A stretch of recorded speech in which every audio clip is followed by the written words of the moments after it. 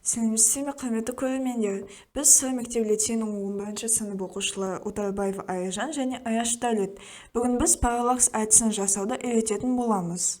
Ол тәсілді көптеген анимацияда қолданады. Оған бір мысал. Алдымен біз алдыңғы және артқы фондарды саламыз.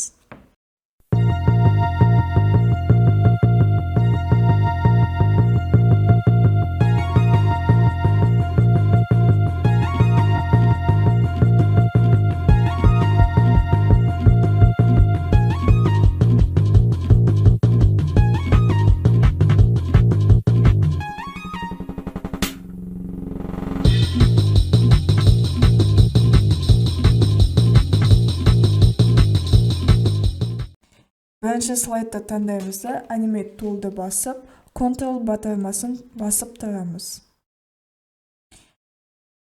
Сосын бізде осындай белгі пайда болады. Ол біздің суретімізді алға немесе артқа жылжыта алады. Жаңағы кадрлардың арақашықтығын қойып аламыз.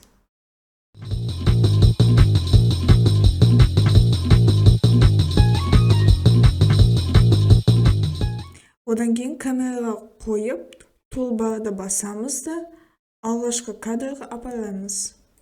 Біз камераны қозғалтқанда осындай қозғалыс шығып тұр. Енді оны анимацияға айналдырайық. Ол үшін барлық объектіні бастан бастап, соңғы кадрды екінші жағына қоямыз. Ортасында кадрдан басқа.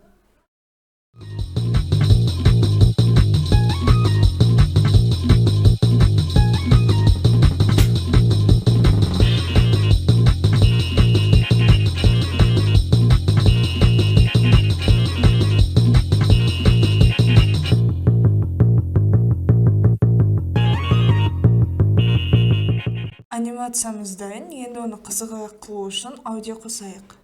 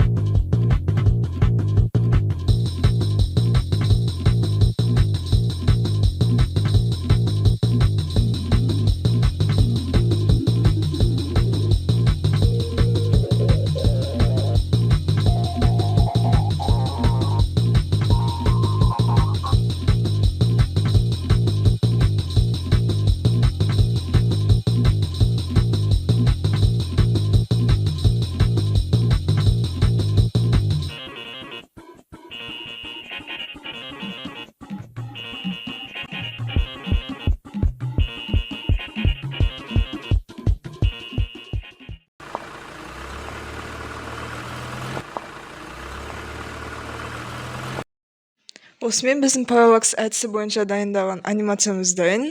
Сіздерге видео түсінікті болды деген ойдамыз. Қош сау болыңыздар.